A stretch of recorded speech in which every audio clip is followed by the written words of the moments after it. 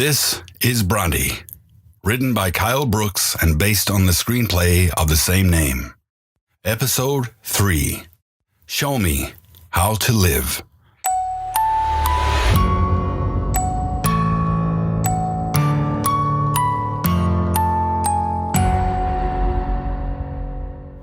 Again, we would like to warn the listeners there are depictions of violence and sexual assault throughout this story. Juvenile Hall. That was now the home of Harry Hosea Brontë, and it would remain his home until the age of 21. He had now found himself alone again, with no family, no guidance, and no help. After the attack on Darlene Campbell, Harry's adopted parents would later disown him from their care. But he was about to find out the true horrific nature of what he was now involved in. What were you thinking at the time? Hate. I think it was more hate in myself for being so sloppy, but hate that I couldn't control my urges. It's like a possession. You think about it and fantasize about it, and then before you realize it, you're actually planning and acting on it.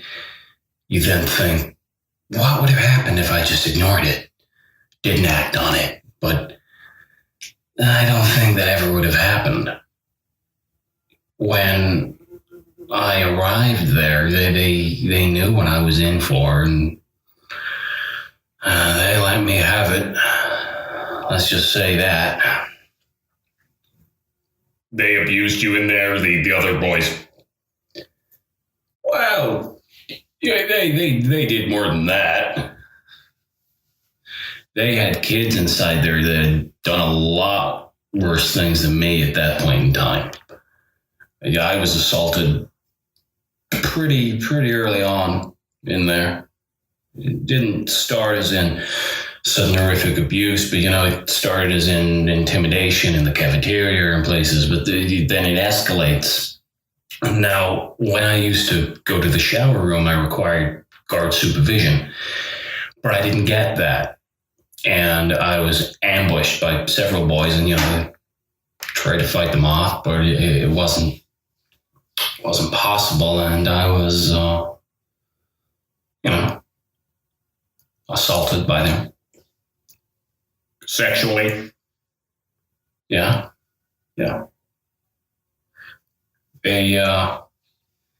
They did things to me that I can only say bred hate, more hate.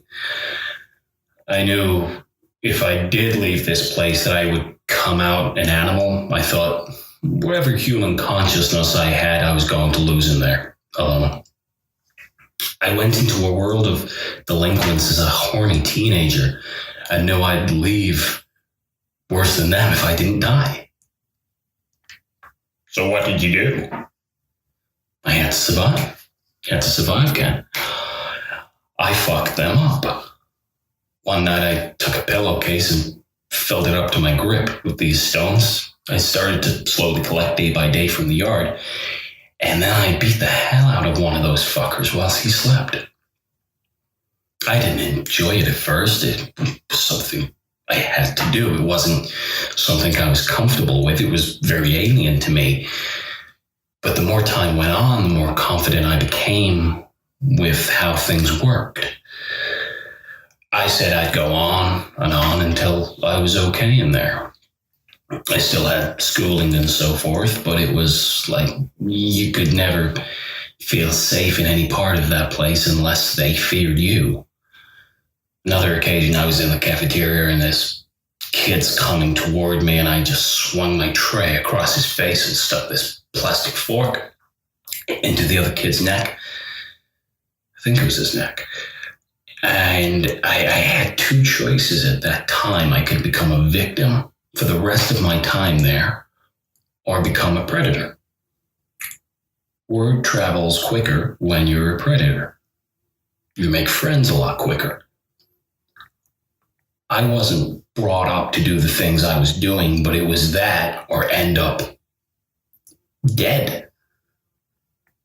you know? You didn't enjoy it at all. I enjoyed getting rid of the rage. I think in his own mind, he felt as much a victim as anyone else. He felt he had been passed over by his family, society, and he was purely a product of what they created. He spent his time in juvenile hall being ripped apart, raped, and altogether humiliated until another switch flicked in him, this need for violence to survive. And I think that only fueled his belief that sex and violence are one of the same. He wanted to hurt them like he had been hurt. As he said, that was all proportionate to him. He stuck by that all of his life. Following the information Ken had received from Dwight Lasky about Harry Brontë's juvenile incarceration following the home attack, Ken sought out Harry's former warden at the detention center, Ronald Udall Sr. It was an attempt to understand how Brontë survived his years of incarceration at such a young age and how it developed the boy into the man. He was a model kid from what I remember. I mean, he had his problems when he first came in here like anyone else, but he'd do whatever he was told. Never had a schooling issue, was never violent to staff, never verbally abusive to staff. He was good. I never had to see him to reprimand him or take away any of his privileges, but in a place like this, if something does happen, it's very unlikely the boys will talk about it. The only difference between here and Arizona State Prison is age. It pains me to say it, but a lot of these boys would just leave here, learn nothing, and then go straight to the big boy prison first opportunity they got. They dealt with stuff here like inmates deal with their issues over there. They keep quiet about them, they don't snitch, prison rules. Our staff were always on hand to help the boys with any problems they were having, but as I say, a lot don't want to talk. So, there are, without a doubt, a lot of things I don't know about Harry during his time here. I can only comment on the way he conducted himself around the detention center. There were never any outbursts of violence? Not that I heard of. But what I will say is I think he was awfully lonely. That kid never had anyone come to see him, no family visits, nothing. He was a loner, I guess is how you would describe it. He did make a few friends here eventually, and when he left, I wished him well and told him go live his life and put the past behind him. Do you think his time here played a part in what he would later do? No. I mean, what were they supposed to do? He was convicted of breaking and entering an attempted rape. I think it was already on that path. What was the alternative back then? Let him just carry on roaming the streets? What I will say is that kid needed his family. That kid needed his family with him, and if he still had that when he left here, who knows? The support today was not there back in the 1960s. We learned from that, and if you're getting at what does not seeing or speaking to a female do after several years of incarceration, it's certainly not turn you into a fucking serial killer. Men go in and out of prison all the time. You don't end up with a ton of Brontes running around. I was torn with thinking institutions such as the one Harry was in and their lack of development was more a catalyst than anything for that rage and seclusion from society, or for society. Once you leave there, you feel more of an outsider than you already were. But also, Ron was right. What else could you do back then? As the years went on, things became easier in there. Half of me didn't want to leave at that point. It was a fear I had building up for, well, with every year the past. I felt I could now survive in here, but I didn't have a clue how to survive now as an adult outside. Sure, we had schooling, workshop, we were learning how to drive, but we didn't know how to live outside. I left that place at 21, and I was set up in this halfway house, a program to get back on my feet on the outside. It was the early 1970s at this point. You know what the first thing was that I did when I got out? First thing I did was go back home. But there was no home there anymore. My foster parents had left. No idea where they had gone, and the house was now up for sale. I tried asking around about where they went, but nobody would talk to me. And that's when I met her. Emma. Yeah. I walked into this bar downtown, first time I'd ever been in a bar in my life, and that's where I saw her. She was a barmaid at the time, and I was so nervous I didn't even know what to order. She had a smart mouth on her back then. She always had a smart mouth on her. I think in the end, she pushed me to order a beer and a whiskey shooter, I think. First drink I ever had, and fuck, did I feel it instantly. Dutch courage, right? Did you ask her out there and that? Not exactly, no. She was hungry. I was hungry. So we decided to get a bite to eat after a shift. I remember there were these couple of the assholes across from me at the bar, and they were being very loud and rude toward her. In what way? Oh, barking orders and being sexually forward. And I asked them to stop because it was obviously making her very uncomfortable, and I got some shit for that. Then she bit back at them. She always bit back. Always. And things escalated from there. I can't remember the exact words used at the time, but I do remember saying, you're being very rude. I think they replied with "fuck you" or something to that effect. So I waited a while, finished my beer, walked over to that guy, and smashed my glass into his face. Lit his fucking face right up. Just shards of glass and skin all over the bar. Before anyone could do anything, I was out of there. Gone. I never went back to that bar.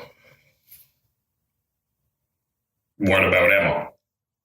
Oh, I waited for her. I waited around back until she came out, and I guess I frightened her a little bit. Looking back when I asked if she still wanted to grab that bite, I just wanted her to trust me, and she did. We walked a few blocks, and I found this diner she knew about, and we just talked. Just talked for hours. Did you tell her about where you would be, what you had done? No, I lied. Like I always did. I told her I'd been studying away. Social studies, in fact, at UCLA. I liked her. She wouldn't talk to me if she knew where I'd been all those years. She was the only female I had actually liked ever. You have to remember, those feelings and fantasies had not risen again yet. You can call it a distraction or whatever you want to call it, but whilst I was with her all the time back then, I didn't think about that stuff.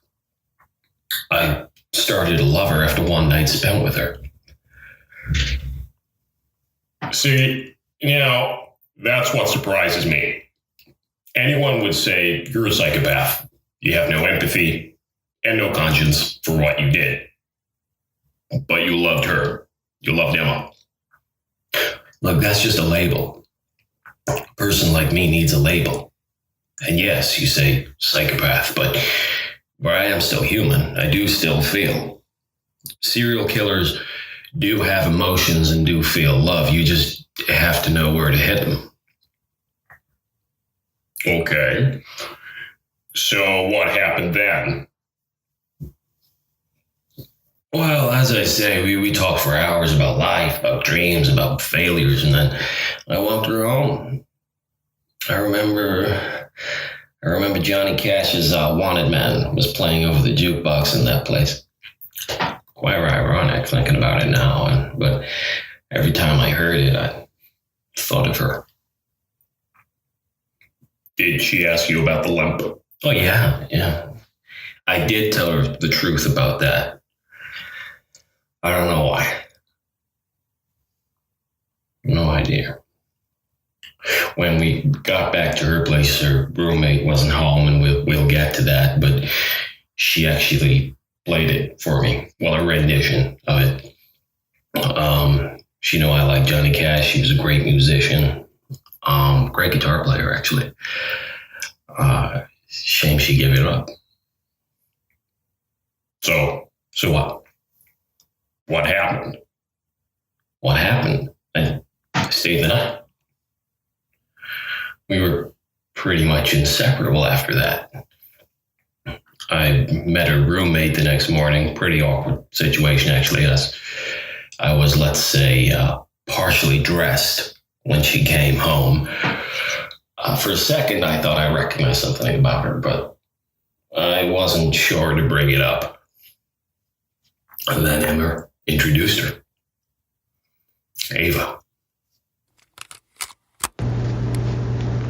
I knew Emma from college, and we were roommates all the way through. I never knew that would lead me to finding my little brother. I don't know if I would say I'm a believer in fate, but it would be an unbelievable coincidence for us to meet each other like that again. He told me what happened and that he had been adopted by the Brontes, and he had had a great childhood. That was a load off to know. Did he mention his incarceration to you? No, not at all. He didn't really speak of his upbringing. He just said that he had a wonderful time with them and that they had passed on, and he left it at that. If you did bring it up, he would try to change the subject as quick as possible. Like everyone else, we knew he had been through a lot in the early part of his life, so we didn't really push it. But to see him now grown into a young man was surreal. The last time I saw him, he was a little boy, all broken and bruised. It was the limp that gave it away, I think. As soon as I saw him, I wondered, but I thought, that is not possible. As soon as I started speaking to him, though, I knew it was him. We embraced, we cried, we laughed. We had so much to catch up on, and he wanted to see Noah as quick as possible. So I took him to see Noah. It was like we were a family again, but this time we were free. He adored Emma. I know that sounds strange to hear when you know of all the horrible things that he did, but I only ever saw the other side of my brother, and that side was complete love for his family. The first time I spoke to him on the phone, Ava called me and told me to sit down. She had some big news. I thought she was going to say she was pregnant or something. So I steadied myself, and she says, I found Harry. My knees buckled as soon as I heard that, and I found myself welling up. It's happening again now, just thinking about it. Sorry. There was then the longest pause. came round to my house that afternoon, and I was so nervous to see him. It felt like we were the ones who left him. I know we were all kids at the time, but all those years without his real family left some guilt with us, I'd say. I just hugged him for a second. I saw him. To me, he hadn't changed a bit. Well, Well, what? his eyes had these real sad eyes now. I don't know. It was like something had been lost in there. Maybe it's just hindsight, but something wasn't quite right from the get-go. Like, I'm sure Avery will tell you, we passed it off. I had my brother back. That's all I cared about. We started seeing each other a few times a week after that. We had a lot to catch up on. And it was actually me who got him his job at the USPS. I put in a good word for him with a buddy of mine. He seemed happy, is all I can say. He had Emma, a beautiful girl, and looked like they had a good future together. But shit going on in his head that we didn't know about. He was smitten with her, and she was the same with him. So it wasn't long before they were talking about marriage.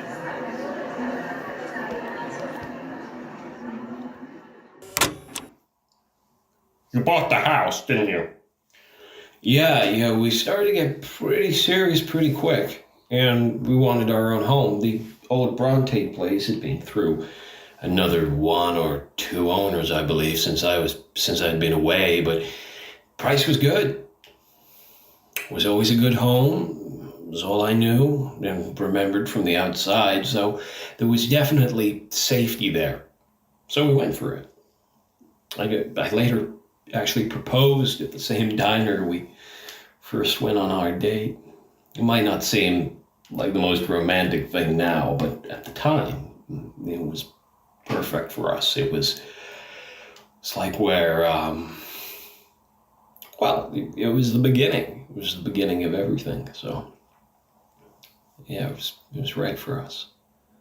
I don't get it. I just don't get it. You had this beautiful fiance, a lovely home, your family back, your brother got you this job at USPS, you went through hell and came out with more than should have been possible. Then you just throw it all away for this double life. It sounds intentionally self-destructive to me. It sounds like that now, doesn't it? Yes, but you must have felt something to marry her and see your family again. That's not a complete monster, and I don't think you believe you're that complete monster either. Anyway, she gave me these. Said you might want to see wedding photos again.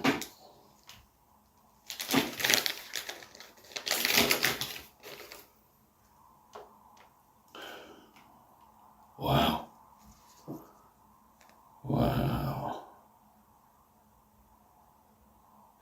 You know, she was the only thing that made me feel normal. If it wasn't for her, there would have been more. Certain of that. Did you ever tell her that? No.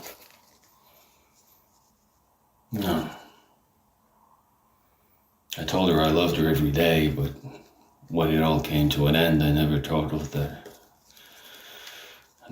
that she was a savior. She was a savior to more people than she will ever know. How long did you keep it all at bay before your first, how should I put this, your first outing? After Emma and I started dating, everything was great. Those urges were gone. I had love, I had a future, but nothing lasts forever. Did you know those desires to harm would come back? No, not at the time. Besides, I never enjoyed the killing part. That was just something that went hand in hand with the Sado part. The less witnesses, the longer I could do it. Right? So, what happened before that? I'm just interested to know how you could stand that break from violence and then jump right back into it if you didn't enjoy it. What the fuck do you know about it, Ken? Have you ever killed? You ever take a life? You ever take 13? You ever wondered why you do a habit?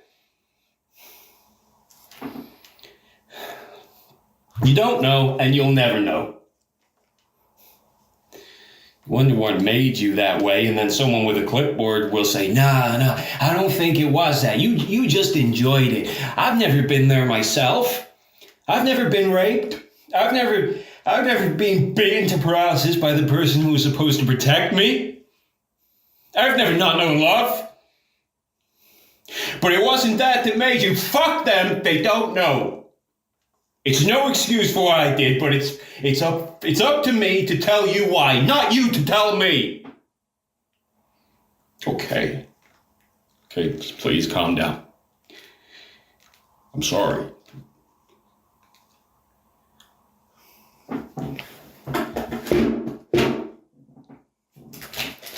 Have these back.